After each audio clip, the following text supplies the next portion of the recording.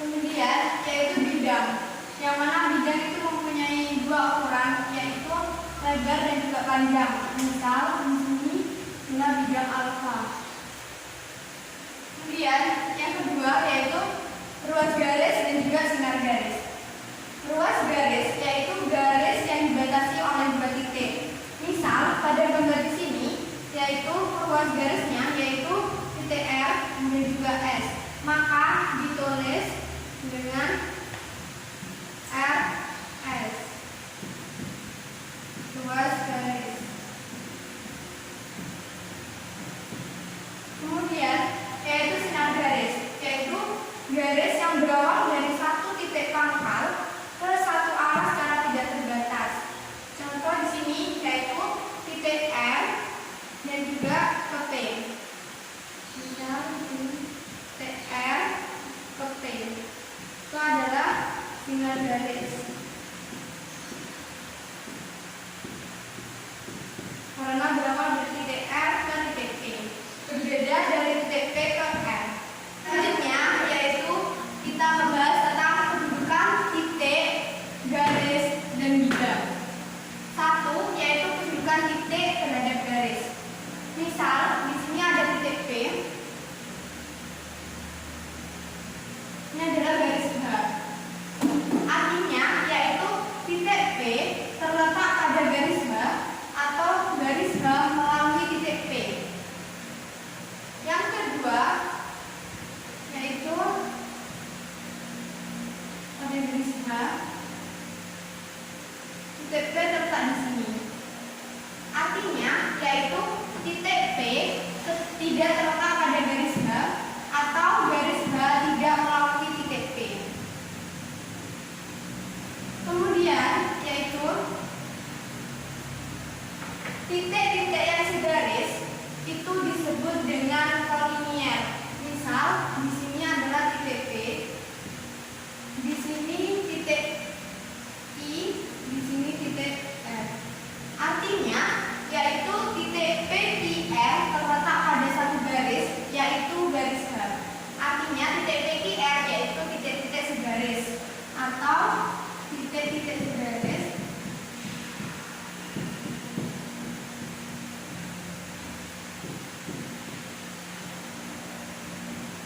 atau kolinier.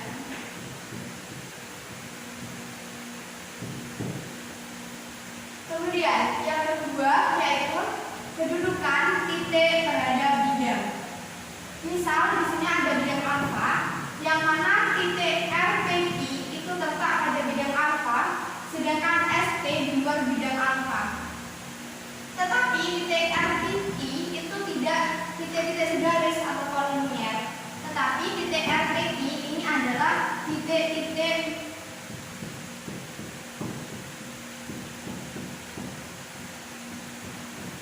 yang sebidang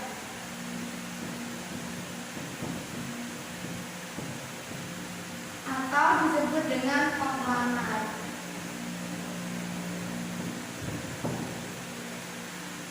Kemudian yaitu yang ketiga, kedudukan garis dan bidang. Yang pertama yaitu ini ada garis G dan ini ada garis H. Garis G dan juga H, garis G itu terletak pada bidang alfa, sedangkan garis H itu di luar bidang alfa. Tetapi garis G dan garis H itu sejajar atau bisa disebut dengan garis H sejajar dengan bidang alfa.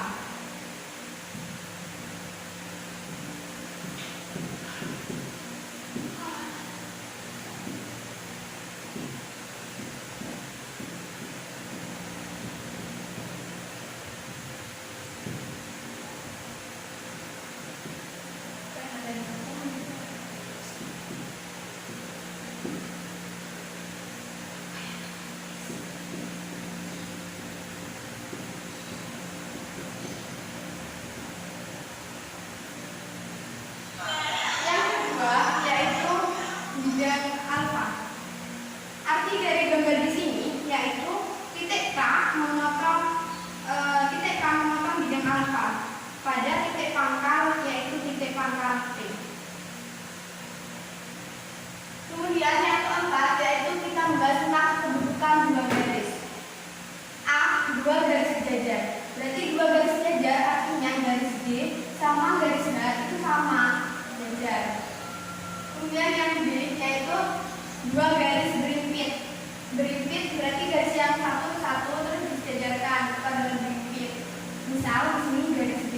dan juga graf. Yang C yaitu dua garis berpotongan. Ini ada garis B, ini garis H. Dua garis berpotongan berarti saling memotong pada titik potong yaitu titik P. Dan kalau garis berpotongan berarti garisnya itu saling menempel.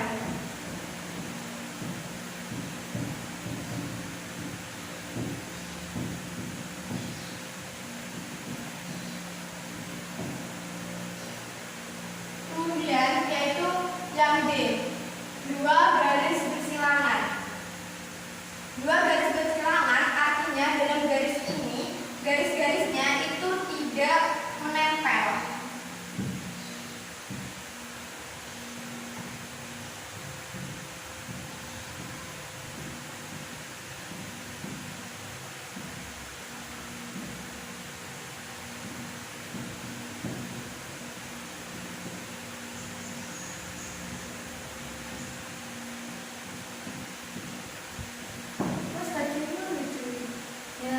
Selanjutnya yaitu 5. Kedudukan dua bidang. A. Dua bidang berimpit. Dikatakan dua bidang berimpit jika satu bidang dan bidang yang lainnya itu sama-sama menempel.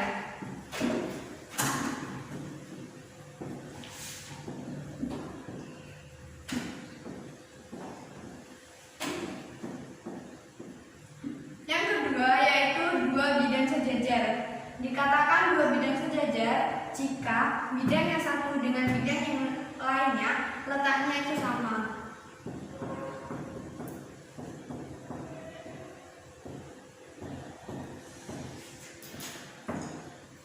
Yang C yaitu dua bidang berpotongan.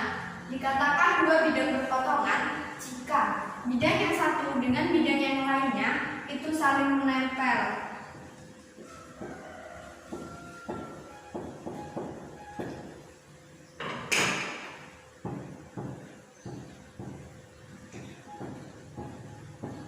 Dengan garis G adalah garis potongnya.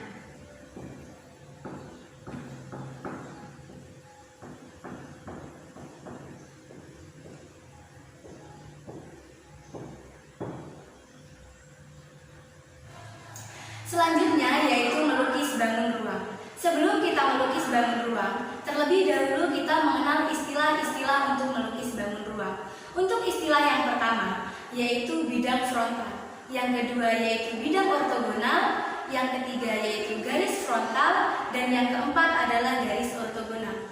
Nah, kira-kira apa sih definisi dari keempat istilah tersebut? Yang pertama yaitu bidang frontal. Bidang frontal adalah bidang yang sejajar dengan bidang gambar. Contohnya yaitu pada bidang AB dan pada bidang EF.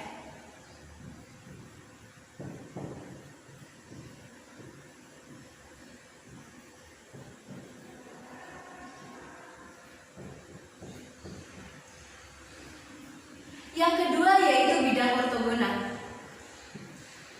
Bidang ortogonal adalah bidang yang tegak lurus dengan bidang frontal. Contohnya yaitu pada bidang BF dan bidang CG.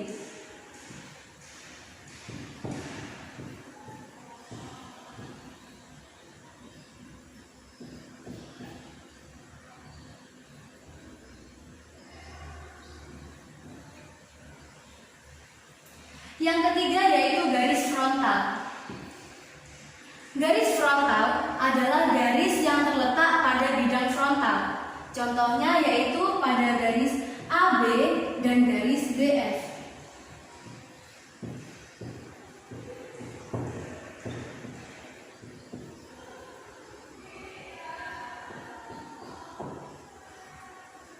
Dan yang keempat adalah garis ortogonal. Garis ortogonal adalah garis yang tegak lurus dengan bidang frontal. Contohnya yaitu pada garis AB dan garis BC.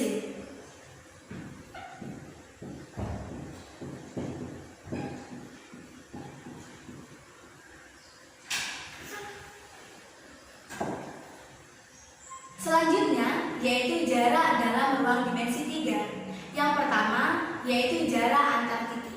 Contohnya, misal pada kubus ini, titik A kita tarik ke titik B,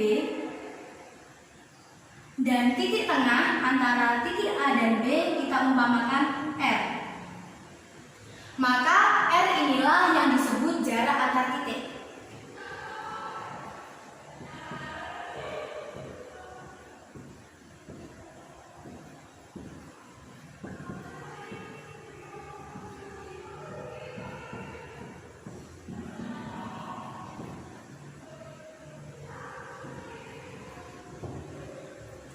Yang kedua, yaitu jarak titik dan garis. Contohnya, misal pada kubus ini, kita bentuk garis EB, kita tarik,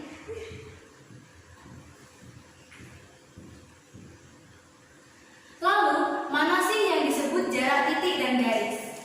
Di sini ada titik F, kita tarik titik F ini ke garis EB,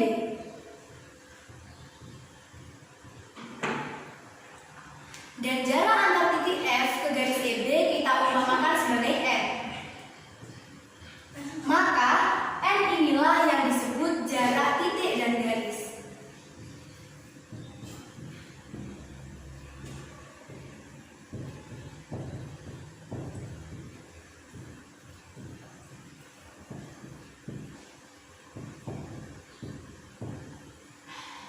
Yang ketiga, yaitu jarak titik dan bidang. Contohnya, misal pada kubus ini kita buat bidang EBG. Kita tarik.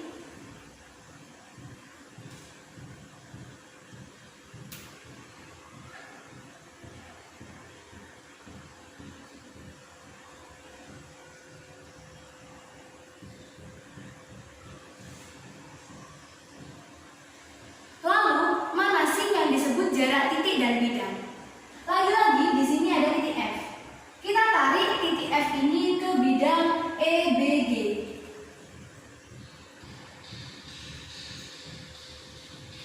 Dan jarak antar titik F ke bidang EBG kita umpamakan sebagai F. Maka M inilah yang disebut jarak titik dan bidang.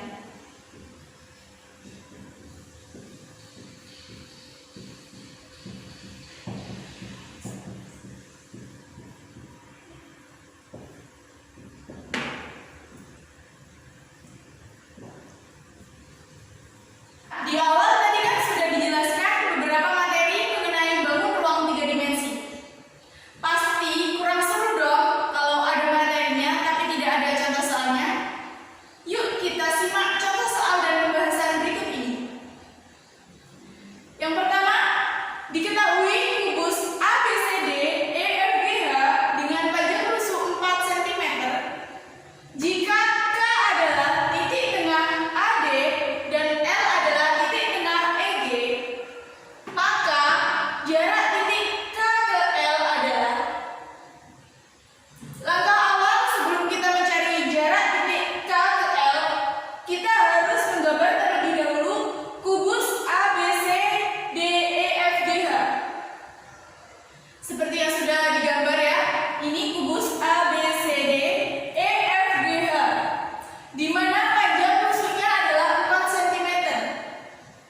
4 cm. Nah, selanjutnya K adalah titik tengah AD. Jadi letak titik K ada di tengah-tengah AD. AD ini kan ya. Jadi K-nya ada di sini, di tengah-tengahnya ya. Selanjutnya L adalah titik tengah EG. EG. EG ini ya. EG kalau kita tarik, ini membentuk apa? Membentuk diagonal bidang kan ya? Terus letak titik L ada di tengah-tengah EG. Jadi L-nya ada di sini. Tengah-tengah ya. L. Nah, selanjutnya jarak titik K ke L. K ke L, kita tarik garis. Bisa kita lihat gambarnya seperti ini ya. Kalau gambarnya seperti ini, kita bisa menyelesaikan nggak? Tentu tidak bisa ya. Jadi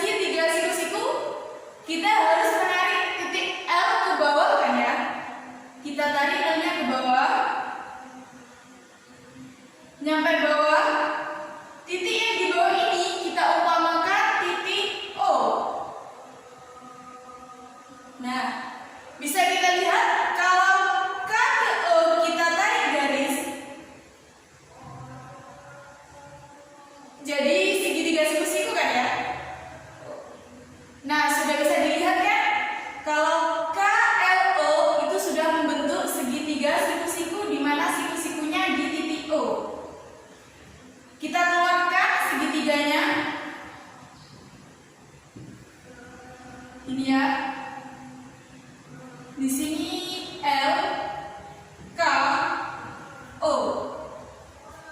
Panjang LO yaitu 4. Kenapa 4? Karena LO ini sama dengan panjang rusuk. Selanjutnya KO. KO ini adalah setengah dari 4 cm.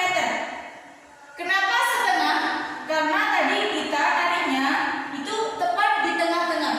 Jadi setengah dari 4 adalah 2. Nah, yang ditanyakan K ke L. Dari sini kita bisa menggunakan rumus Pythagoras, yaitu KL sama dengan akar dari KO kuadrat ditambah LO kuadrat. Kenapa ditambah? Karena di sini bisa kita lihat KL adalah sisi terpanjang. Jadi kita masukkan angkanya. KO 2 cm 2 kuadrat ditambah LO 4 kuadrat sama dengan akar dari 2 kuadrat yaitu 4 ditambah 4 kuadrat yaitu 16 sama dengan akar dari 4 ditambah 16 yaitu 20. 20 kita tarik akar menjadi 2 akar 5. Nah, jadi jawabannya jarak titik K ke L adalah 2 akar 5 cm. Selanjutnya contoh soal yang kedua, yaitu sebuah kubus PQRS TUVW memiliki panjang rusuk 10 cm.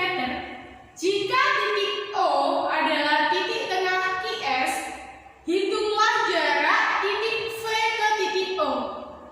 Seperti yang awal tadi, langkah awal kita harus menggambar kubusnya terlebih dahulu. Ini sudah digambar ya.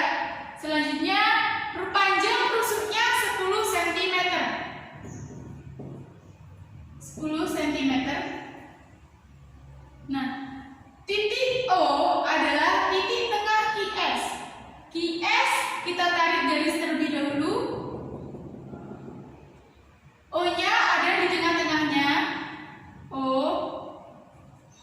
Yang ditanya jarak titik V ke titik O. V ke titik O.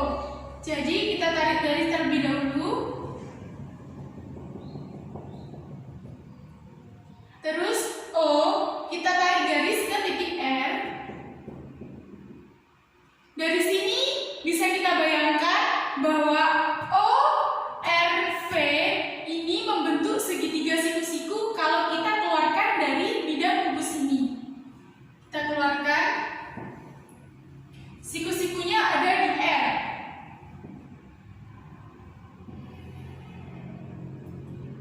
ORV, di mana panjang VR ini 10 cm. Untuk panjang OR ini adalah separuh atau setengah dari panjang PR. Jadi kita harus mencari terlebih dahulu panjang PR. PR ini adalah diagonal sisi. Jadi panjangnya itu belakangnya selalu ada akar 2-nya. Misalkan di sini rusuknya 10 cm. Jadi panjang diagonal sisinya adalah 10 akar 2 cm. Jadi PR 10 akar 2 cm. Untuk OR ini adalah setengah dari PR. Jadi OR adalah setengah kali 10 akar 2. 10-nya kita coret jadi 5, akar 2-nya pindah jadi 5 akar 2. 5 akar 2. Yang ditanya itu V ke O. V ke O. Bisa dilihat kalau V ke O ini adalah sisi terpanjang dari segitiga siku-siku ini. Jadi kita bisa menggunakan rumus Pythagoras seperti tadi.